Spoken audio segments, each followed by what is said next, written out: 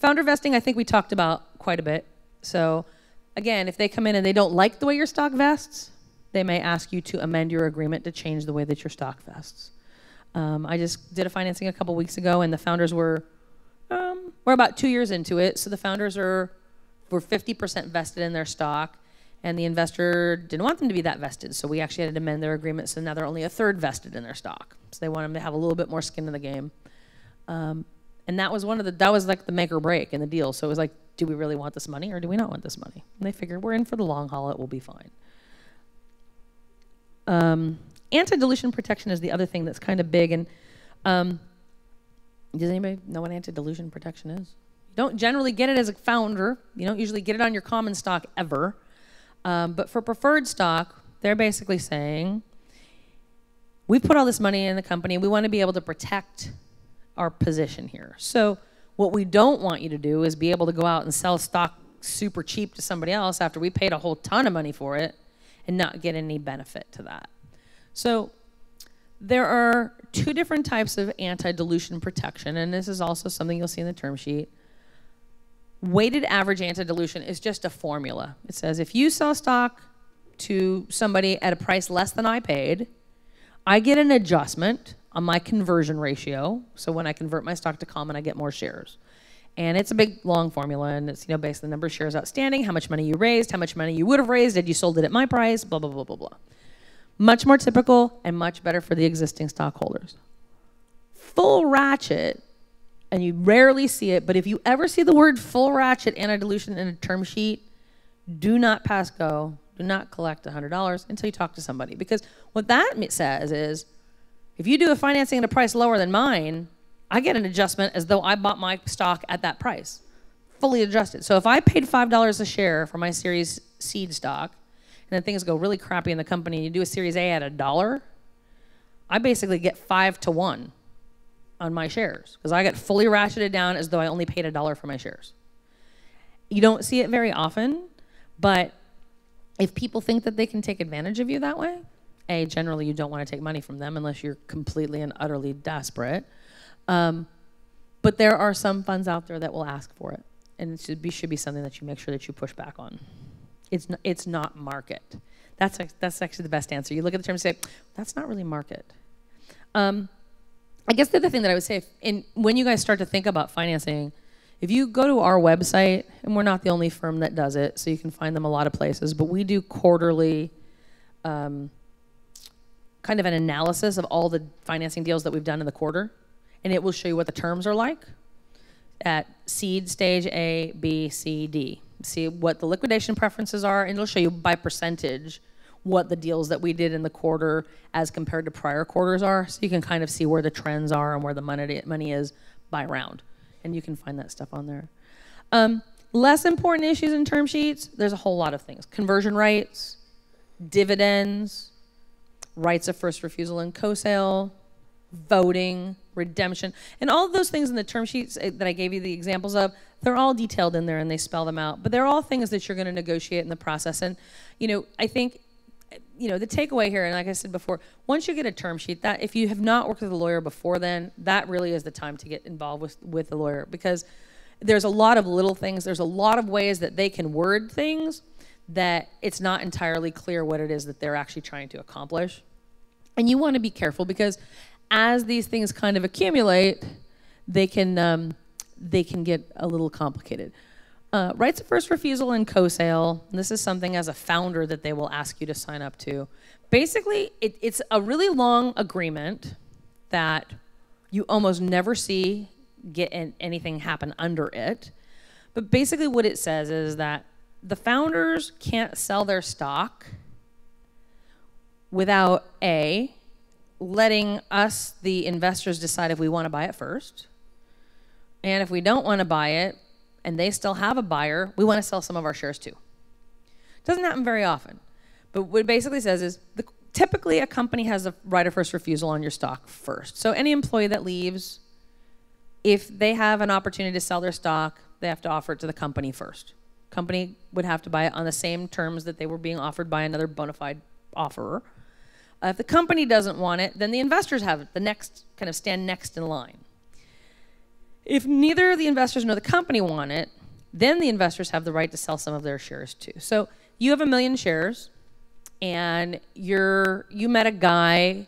I think you guys, I don't know if you guys follow this, but there are a fair number of secondary sales now, and there's a lot of funds now that are doing these, buying secondary shares to let employees get out early. But let's say you have 1 million shares, and one of these funds says to you, I'll buy all your stock for $1.75 a share. Okay. And you say, oh, that sounds pretty good. You know, I paid 1/100 of a cent for it. Not bad. $1.75. I've been at this, 4 years. I kind of like to get out from under. I'm going to probably transition out. I'm retiring. I've made so much money on my other 15 startups. So then you go to the company and you say, okay, I've got an offer to buy my shares at, $1.75 for 1 million shares. The company says, okay. They take their 30, 60, 90 days and say, we're not going to do it. Then you're going to go back and offer it to the investors and say, hey, I've got this bona fide offer from this guy right here for $1.75 a share. You guys want it, or can I sell it to them? And they say, no, but that looks like a pretty sweet deal. We'd like to sell some of our shares for $1.75. And then they get to go, and you have to go ask them, and then there's a period of time where they get to respond, and then you see how many people actually want to, and then you and those people get to divide up on a percentage basis who actually gets to sell shares at $1.75 to your buyer. Now, the good news is it almost never happens, but it's just another document that you as a founder are going to have to sign, and most of the other key holders in the company. So any of your co-founders, anybody else that you bring on that has a sizable position, usually anybody that has more than 1 or 2%, the investors are going to want to have them sign up to it. Conversion, preferred, I think we talked before, preferred can convert into common whenever they want to. They generally won't unless there's an economic event that will get them more money than if they stayed as preferred stockholders. The thing that you want to have happen, though, is you do want to have triggers that force automatic conversion of their stock, so usually at an IPO. So you want to make sure that when you are super successful and you're taking this company public, you want to make sure all your preferred stock is going to convert to common, because you don't want to have any preferred stock outstanding after the IPO. So there will be a term in there that will say all the shares of the companies. I think if you guys look at the term sheet in the Series A term sheet, there's a term in there, and I think it said on an IPO of at least $50 million of proceeds to the company with a return to the investors of at least 3 times what they paid. Right? That's an automatic trigger. Or upon a vote of some percentage of the preferred. So some of them can force all of them to convert. There's something to be cognizant at that point. The place where it comes into play outside of that scenario is if you need to do a recap of your company. So things aren't going well. You've raised a fair amount of money. You got a bunch of preferred stockholders. Things aren't great. You're going to do kind of a down round, or you need to wash out all of your preferred stockholders, convert them to common and bring in some new money. But you can't just do that. But usually, if the board and the funds they represent believe that it's the right thing to do, they will usually, depending on how you set the threshold, have enough percentage of the shares that they can vote to convert all of the preferred to common in that particular scenario. Little less heavily negotiated there. Dividends, you rarely ever see dividends in a deal. If somebody's really insisting on dividends, again, not market. But if what it says in the certificate of incorporation is the company will pay dividends on each share of preferred stock at 8% if, when, and as, or if, as, and when declared by the board of directors, which really means you're never going to have dividends, because the boards never declare dividends, not generally in private company. If they want cumulative dividends, which you see a lot more on the East Coast, so East Coast investors ask for this a lot more than people on the West Coast, those are bad, because that just means that even if you haven't paid it, they are accumulating a dividend over time until you have money to pay them. I have a company, we took the company public 2009. They had cumulative dividends that had started running from a financing that their Series B financing in 2006. So at the time of so we were going to sell the company, and then they decided that between the liquidation preferences and this dividend, which was at that point up to about $22 million, it didn't make sense to sell the company because there was no money left for the common. And we actually ended up taking the company public, and then they actually got acquired 2 years later. But at the time we took the company public, when that Series B stock converted to common in the IPO, that dividend became due. So the Series B holders immediately got $22 million of dividends that had been accruing for a lot of years, 3.5 years. So you don't want cumulative dividends. They seem a little bit innocuous in the beginning because you think they're not going to go on forever and ever, but they go on forever and ever. And they go on as long as that stock is outstanding. And so you want to try and make sure that you can get rid of those things. Right of first refusal, co-sale we talked about. Voting rights. So this is another thing. So in this series of documents that you sign, right? In a seed financing, it's pretty straightforward. There's really one document that contains a whole bunch of stuff. In a Series A financing or beyond that, you have a stock purchase agreement, you have an investor rights agreement, you have a right of first refusal and co-sale agreement, and you have a voting agreement. The voting agreement talks about, you know, Fund A gets to appoint one director and Fund B gets to appoint one director. And so all the director stuff is in there. But the other thing that has become much more common in the last 5 to 7 years is this drag along provision. And they will always insist that the founders and anybody that holds any sizable amount of common stock signs up to this. I just did a deal where they're saying that the company will have to use its best efforts to make every employee that exercises an option sign up to this drag along. But essentially it says, in the event of an acquisition transaction that's approved by the board, a majority of the preferred, and a majority of the common, everybody that's part of this agreement agrees to vote in favor of that transaction. And what that does is it prevents you from having stockholders that aren't voting in favor of the transaction, which gives them certain rights to challenge the transaction under Delaware law to try and get paid more money, called dissenters' rights, or in California called appraisal rights. Because oftentimes, you have an acquirer that doesn't want to do a deal unless they know that you've got about 98% of the vote to bring it along. So drag along is something that will drag along everybody. You've already agreed in advance that you're going to vote the same way as these other people in a sale of the company circumstance. It used to be that founders thought it was horrible, right? I don't want anybody making me have to vote a particular way. I think that people feel a little differently now, particularly because if you have a co-founder who then becomes a disgruntled former co-founder, and he's a party to this agreement, he can't hold up your selling the company. You got a guy who still owns 7 or 8% of the company, and he's left, and he is pissed off at you. Oh my God. He doesn't care if he makes money. He just wants to make sure that he damages you as much as possible. He wants to make your life miserable. And believe me, these people, they will fume and fume and fume. All they will do is think about what they can do because you guys didn't work out together. It's like a bad breakup, right? It really is. Co-founders in dating, I mean, it is pretty similar. I mean, as odd as you think about it. And so really you have to think about all the things you think about in a prenup, right, at the beginning. It's kind of like that because you're with somebody, you probably spend more time with your co-founder than you do with your significant other, right? And you get the bad breakup, it is not pretty. And the person that does not stay with the company sometimes is so vindictive. And boy, do they say, wow, I still own 4.5% of this company. If they ever try and sell it, boy, I'm not voting in favor of it because I can hold the whole thing up and I can make everybody miserable.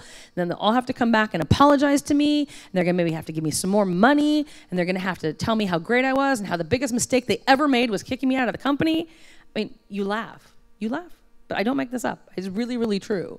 So the drag along prevents you from having that problem because they've already signed a document in advance that says that they're going to vote in favor of a transaction if certain other people vote in favor of the transaction. Registration rights agreement, yet another agreement. It basically says that you will help them to do a registration statement to publicly sell their stock after a certain period of time, or if you are already public, they get some freebies where you're paying for some registrations for them to sell their stock if they don't have a way to get out of there. Reg rights agreement is also a place where they'll sneak in a bunch of covenants. So in addition to all those protected provisions that they get to vote on, right, which are in your certificate of incorporation, it's a place where they can covenant a whole bunch of other stuff, right? So the company has to have D&O insurance of at least X dollars.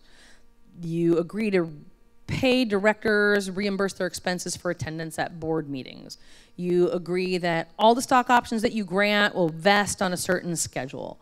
You agree that in addition to any other votes that are required, that in certain circumstances, it's a vote of the board, including the vote of your Series A director, right? There's a whole bunch of things that they can kind of stick in there, right? So lots of things that people will try to bring in there, depending on how much control they're trying to take, to be careful. There's also information rights in there that say you will provide them financials.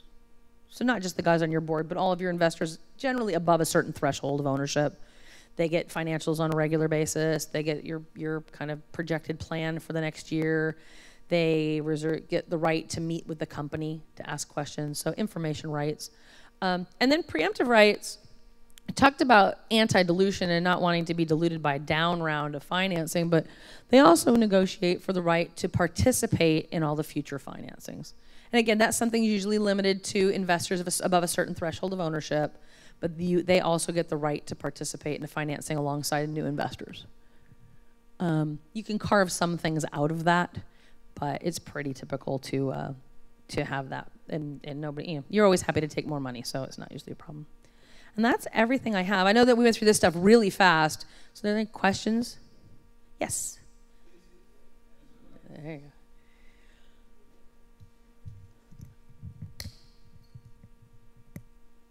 Yeah, so thank you, Sally. Yeah, it's really helpful.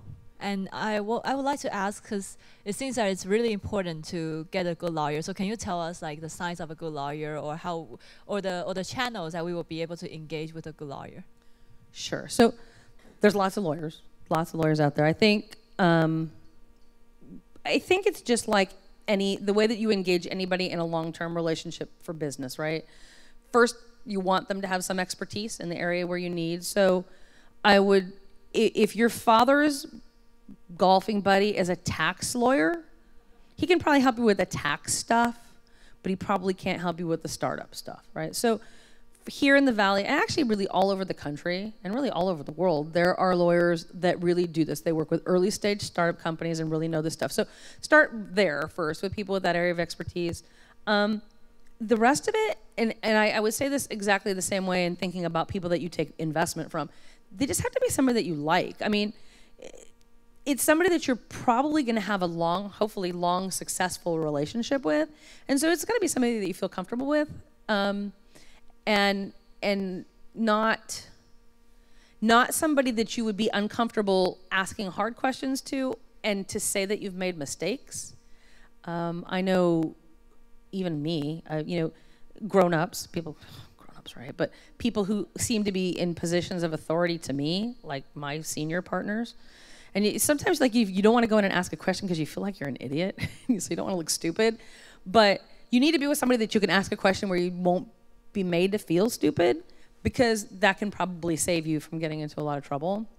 And then I guess the other thing I would think about is how they structure their fees, and how they work with startups, because we're not inexpensive. I mean, and fees can accumulate, but I think most people that work with startups understand that startups don't have a lot of money, and so can generally structure fees with you in a way that will be workable for the company. So I think that that's kind of it. And most of my clients, they're referral based, so I meet them mostly from people that I know, and that kind of way. And so check out some references. I think those are kind of the general ways. I do the same thing with auditors, accountants, those kind of people, or if you're already working with an accountant or an auditor or somebody, or you're already, you can ask. I mean, the folks here at Draper know every law firm in the Valley, or there's other co-founders of other companies that you guys have met, folks across the street or any of that. I'm going to ask them who they're working with, but I would talk to a handful of people before you picked one. At least talk to 2 or 3, so you can get a sense, feel like if somebody that understands you is somebody that you understand, somebody that you want to work with, because you probably spend a lot of time together over the course of the life of your company. Thank you. Sure. So I'm just curious, how complicated is the process when you go from, say, one type of corporation to another, or like an LLC to a C Corp? Is that a complicated process? Kind of. I mean, well, the famous lawyer answer to every question is, it depends, right? So that gets us out of everything. But it depends at what stage you're at, how many stockholders you have, and what state you're in. But it's not horrible. I mean, I'll give you an example. So let's say that you're a California corporation and you're going to go public and you want to be a Delaware corporation, right? So at that point, the company is pretty mature. Reincorporation from California to Delaware probably takes 10 weeks and costs you $50,000. Not cheap, because you have a whole bunch of stockholders, and so you have all this California regulations about being able to swap the California people's stock out with Delaware stock and all that.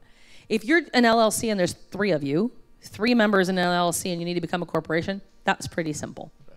I mean, that can be done pretty quickly, and it can be done pretty inexpensively, so not hard. But if you've got 100 stockholders, then it's more complicated. Or you've got 100 members, depending on what your vote requirements are, that generally is where it's held up. I just did a deal where we had an Arizona LLC that we converted to a Delaware corp, but we actually just merged it into. So we formed a new corporation, which then acquired the LLC. Okay. So that's not hard. It just sometimes time consuming, and then sometimes it's a cat herding exercise because you're kind of trying to go out to your stockholders, your members, to get signatures for stuff. Okay.